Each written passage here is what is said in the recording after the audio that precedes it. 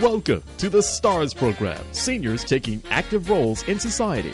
And now, here's your host, ANITA FINLEY. Whenever I talk with Richard Lederer, he is so astonishing. He is so smart. He is so much fun. He's written so many books, but not only are many of the books are, very intellectual, but he also does fun things. And in December, we are going to be talking about his night before Christmas with cats. So why don't you can tell us a little bit about Thanksgiving since I didn't talk to you, but then go and talk about the cat thing. And how do you dream this stuff up? Okay, well, thank you so much. Great to be back with this wonderful audience of yours. And I guess one of my slogans for the listeners and your many readers would be distinguished, not extinguished. People who listen to the show aren't extinguished. They are distinguished and learning all the time. So Thanksgiving, we're broadcasting. By the way, that's an agricultural metaphor to broadly cast your seed in the field. So that's where we get it. Of course, it's a much different meaning now, and that's broadcast. But we're not far from Thanksgiving, and I would submit that in many ways Thanksgiving is the best holiday, and I would give three reasons for that. First of all, it's inclusive. So many of our holidays, and quite justly, are religion-based, and specifically for a religion, not that others can't celebrate, but Passover, Hanukkah, Easter, Christmas, to take a few.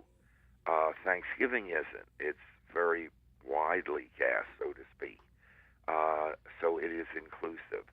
Second, it's not very commercial.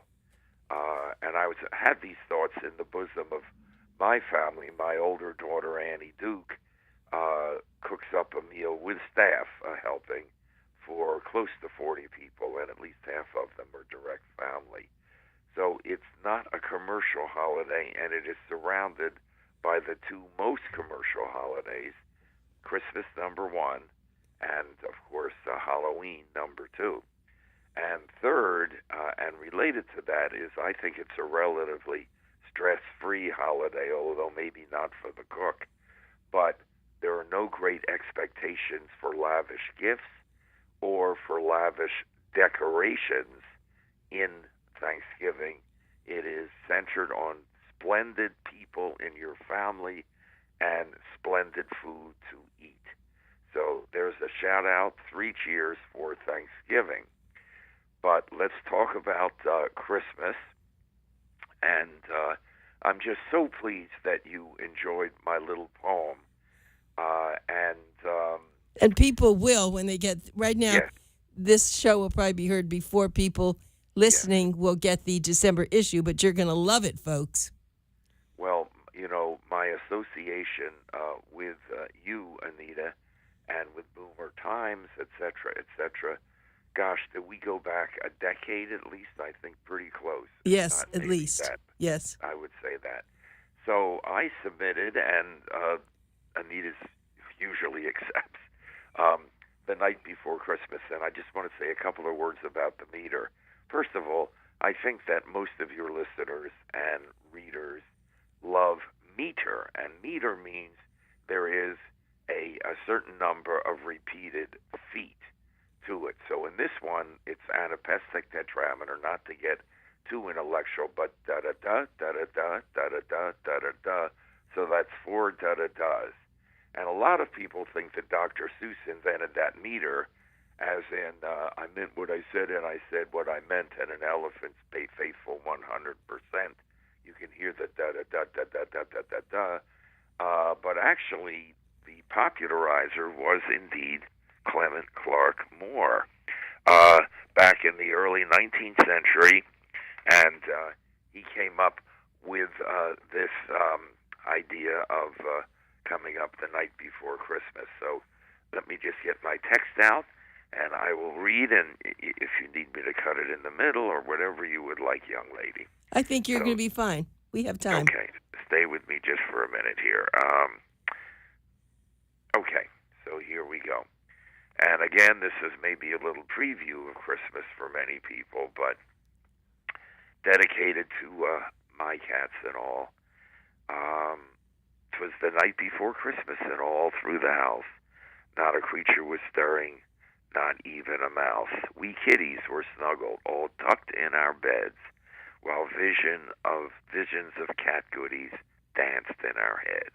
Our stockings were hung by the cat bowls with care, in hopes that old Santa Claus soon would be there.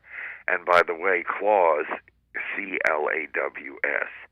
And Mama in her cat collar and I in my cap had just settled down for a long winter's nap. When out on the lawn there arose such a clatter, I sprang from my bed to see what was the matter. Away to the window I flew like a flash. I opened the shutters and slashed up the sash. One of my favorite lines. There. The moon on the breast of the new fallen snow gave the luster of midday to objects below. When out on the rooftop, the noise was so purry, I knew furry Santa Claus was in a hurry. And what to my lovely blue eyes should appear but Santa himself in his full cat sled gear, more rapid than cheetahs, his coursers they came, and he whistled and shouted and called them by name. Now Tabitha, Felix, now Tommy and Muffy, on Mittens, on Spitfire, on Rascal and Fluffy, to the top of the porch, to the top of the wall. Now dash away, dash away, dash away all. As dry leaves that before the wild hurricane fly, when they meet with an obstacle, mount to the sky.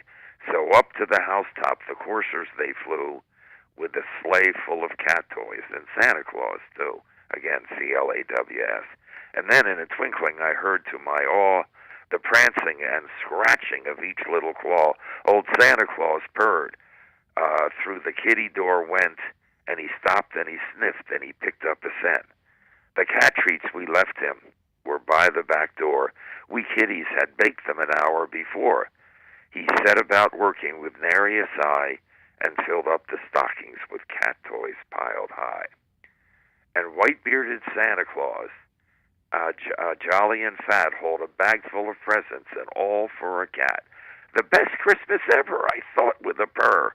Then I coughed up a hairball and shed some more fur. Claus waved once at me with his mighty cat paw, although I was hiding my black nose he saw. He flew out the kitty door in such a rush, jumped right on his cat sled and howled out, mush, mush. The 8 Maine Coon cat team was raring to go. Their paws had grown chilly as they stood in the snow, on the snow. I heard Santa exclaim as he rose out of sight, "Meowie Christmas to all, and to cats a good life." So and the Maine Coon cat, a little detail there, is dedicated to your right-hand man, Dan Verity, who has, 1 or 2 Maine Coon cats, yes. Among the largest cats. Yes, one, and it's huge, right?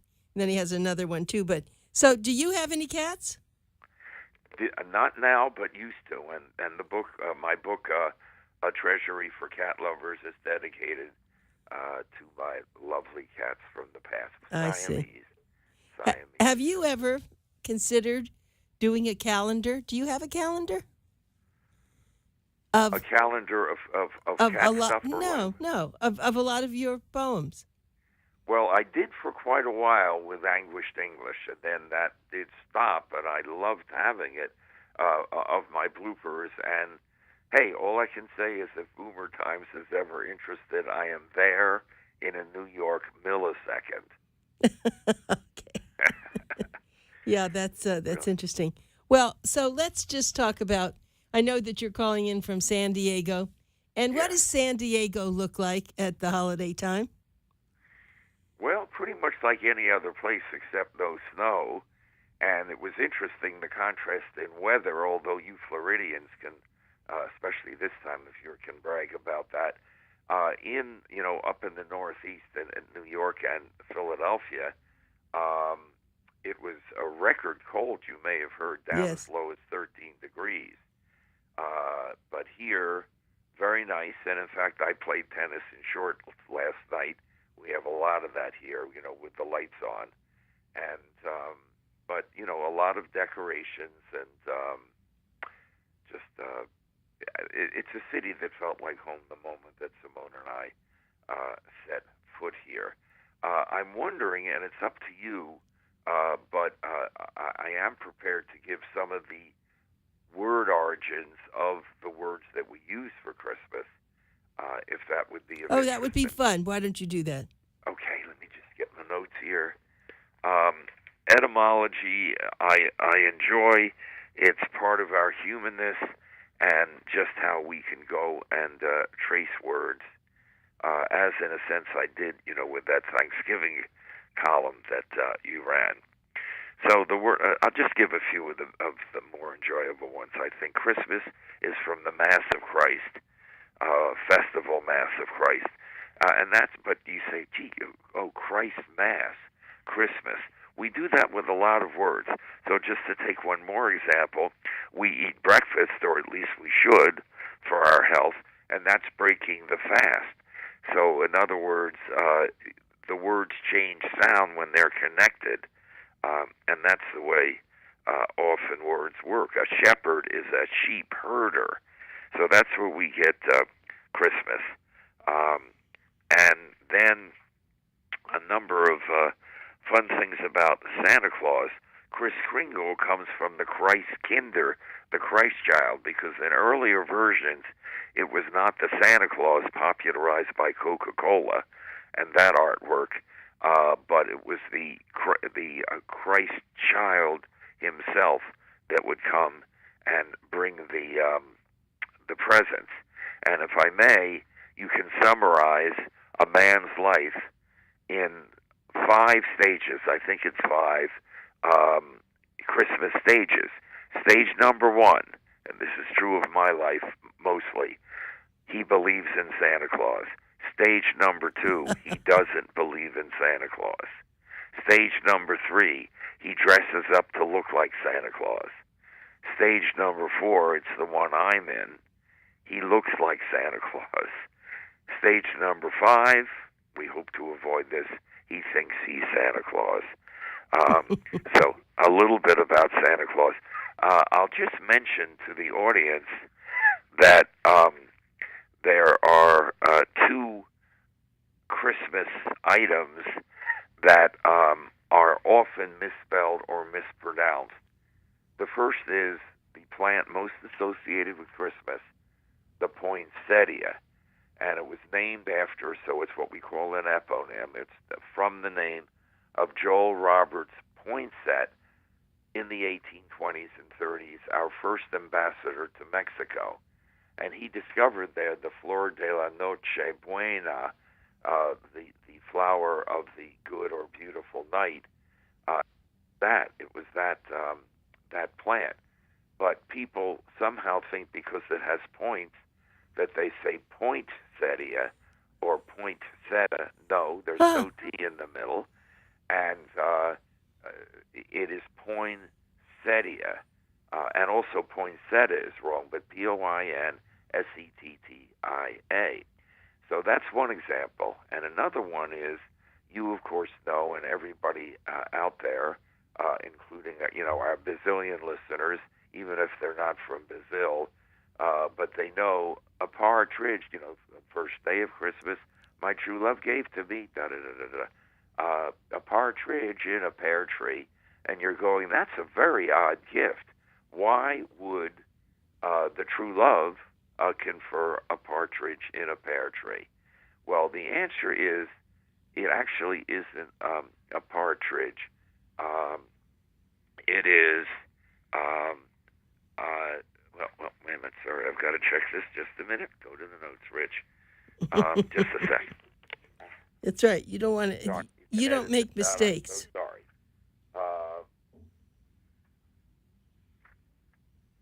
It's okay. Yeah. Well, we have a little dead air. So okay, so I'll pick up at that sentence. I'm sorry. It's okay. It's so right. An early French version of the song, the suitor preferred only the partridge, not the pear tree, and the way it was sung as a round was a partridge, un pear tree. That's P-E-R-T-R-I-Z-E, which in French, patrie, in Middle French, P-E-R-T-R-I-Z, meant a partridge. So what you were singing is simply a partridge, a partridge.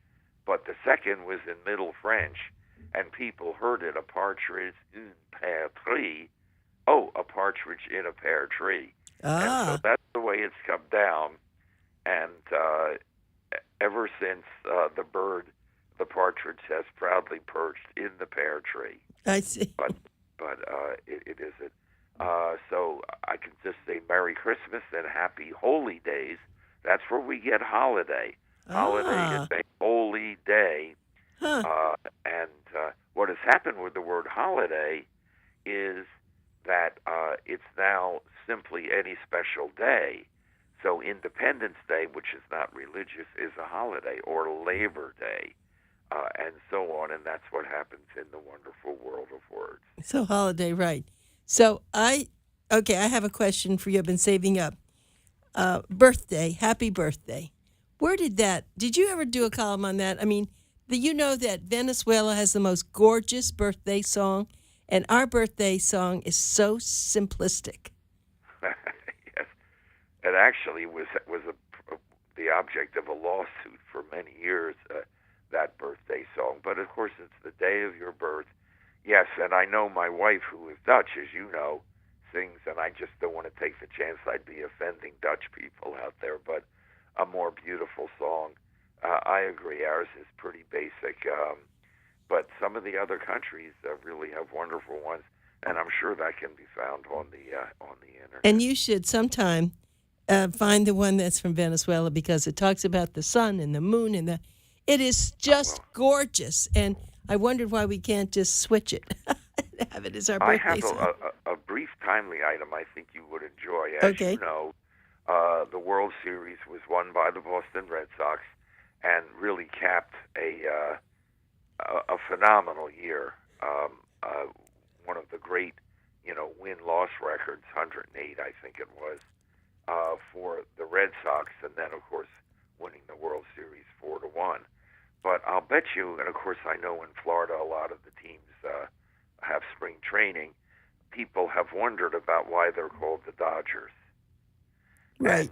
And probably what a lot of people think quite naturally is that they can dodge a tag when they're trying to steal a base, or in a force out or whatever, or dodge a fastball that comes in too close to the chest. But it isn't that. And the story is this. In the very late 19th century, there were trolley cars pulled by horses in Brooklyn. And in 1895, the horses were replaced by, electricity, believe it or not. A lot of people, right. President William Howard Taft, when he converted the stables in the White House, they were converted to hold cars, and those cars were electric. We're talking about my heavens. Wow. Very early 20th century. So what happened is these amazing vehicles could travel up to, I hope you're sitting down, I am, Anita, to 20 miles an hour. Oh, my God. Oh, right. And people then were just not used to that. And so there were a number of fatalities and injuries. So the idea was that the name switched over to the Brooklyn Trolley Dodgers, that they were fast and could get out of the way of these 20-mile-an-hour trolleys, and that's where we get the Brooklyn Dodgers. Well, I'm sure. And are there similar stories to a lot of the other names of the baseball, football teams? There certainly are some, and of course some are misplaced, because out here we have the Los Angeles Lakers, and of course that was from the old Minneapolis Lakers, which did have, thousands of lakes, and L.A. is not known for that, but of course the name has become iconic because the Celtics in Boston and, of course, the Lakers in L.A. Have been the two most successful teams. One of the most oxymoronic is the Utah Jazz. Well, they were originally in New Orleans, And where jazz worked in Utah, of all places, I don't think the Mormons are big on jazz. But No, I don't think so. nonetheless, we do have that.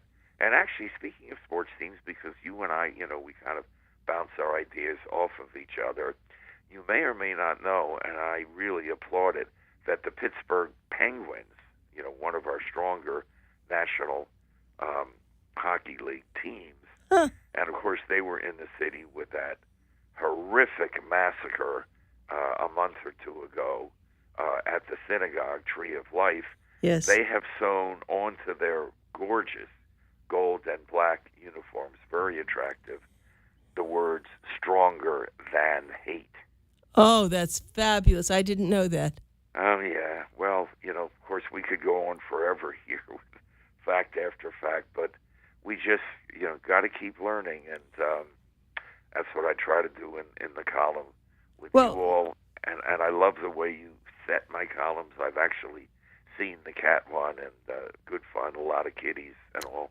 Well, let's talk about you a little bit now. And you have been traveling for so many years all over when people want you to speak, and Yes. I don't think you're traveling as much. So, are you writing more? What are you doing now to take up your time? Because you have such a brilliant mind, you can't just sit there. Well, once you sit down, you don't get up. At Right. least that's my, and I think yours and you and I are, chronological twins are very close, and we keep it going if it comes from us. So, real briefly, I travel less, but I had a wonderful time in New York. I started at the Mohonk Mountain House in Newport, about 2 hours north of New York, and did a weekend with Will Shorts, the crossword puzzle guy, and the guy who's on NPR on Sunday. And it was great. Very bright people who love to do word puzzles. I did my fifth straight year at Hunter College. They have a series. And another one at a playhouse in Westchester, the artistic director for which I taught as a seventh grader in 1965. No way. Absolutely. And he ended up 50 years later in 2015 directing me, his English teacher, in a play. I can't believe this. But I do travel less because I live in San Diego, no longer Concord, New Hampshire.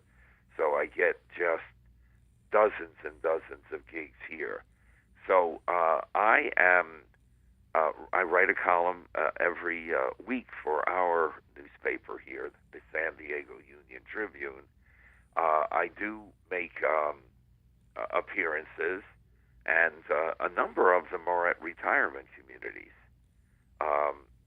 And in fact, just as we two are talking now, I'll be doing that at a place called Waterford Terrace, and I, at 80 years old, are certainly one of them, and I think that adds and so on. But the other things I do are I'm still playing vigorous tennis. In fact, I just played last night in my shorts. I don't think I've shared this with you, but the Yale School of Public Health has recently issued or reported a study they made that tennis, and I assume this would go for most of the other racket sports, adds, get this, 9 years to your life. Really? Potentially. Really? And here's why.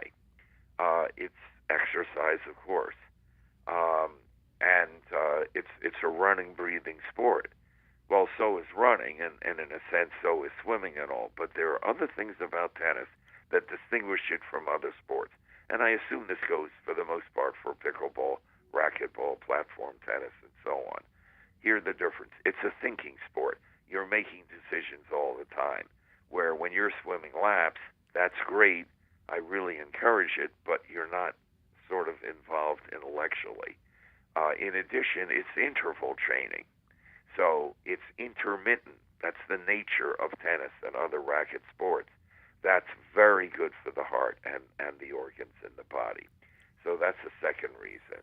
Third is that it is social. And at our club, the older we get, the more social it is.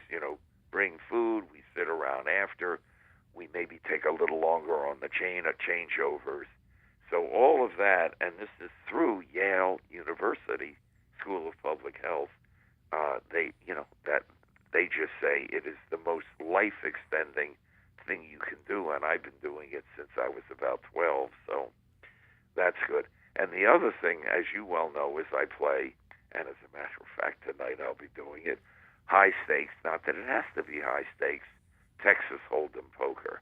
And that is uses the part of my brain that is not natural to me, and that is the more quantitative risk versus reward part. And I play at high stakes, but the point is, it's like brushing your teeth with the other hand, which will be left for most. But all of that is good, and just changing your routine, and that's what the poker does. So that and the tennis, that's plus the writing itself, and always a new topic, as you know, just so enjoyable and fulfilling. Yeah, it is. And I know we only have probably less than a minute, but I also wanted to ask you, a lot of people who can't play tennis anymore are playing pickleball. Have you tried that? Absolutely. First of all, pickleball, real quickly, is the fastest growing sport in America. It's about 53 years old. And I just want everybody out there to know, I definitely have tried it, that it is not named after the dog Pickles. Pickles. I know, dog. you told me that story. Oh, we talked about this once before, I believe. Good. But I want to just thank you. And, I haven't played tennis in years, but maybe I ought to go back and start to learn to play pickleball. Yes, maybe so. Yeah. And in other words, sometimes, and I know women don't have the heavy muscles that men have, but people sit down earlier than they should, and you're definitely doing less running, but you'll do some heavy breathing. Yeah, that would be very interesting. Okay, well, thank you so much, and I'll talk to you again another time. All right, All right, bye, Richard.